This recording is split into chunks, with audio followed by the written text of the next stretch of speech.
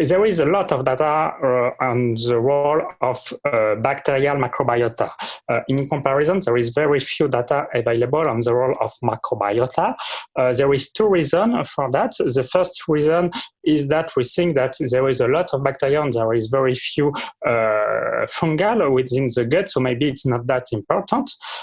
This is not true because there is less fungal, but fungi are much more bigger and they are also important with a lot of interaction between gut bacterial microbiota and fungal microbiota. This is the first thing. The second thing is that it was also much more difficult to use next generation sequencing to analyze the microbiota, fungal microbiota compositions, but now we have the tool to do that.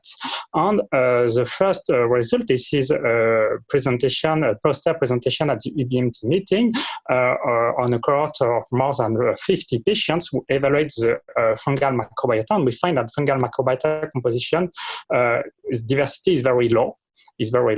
And so there is no impact of fungal diversity.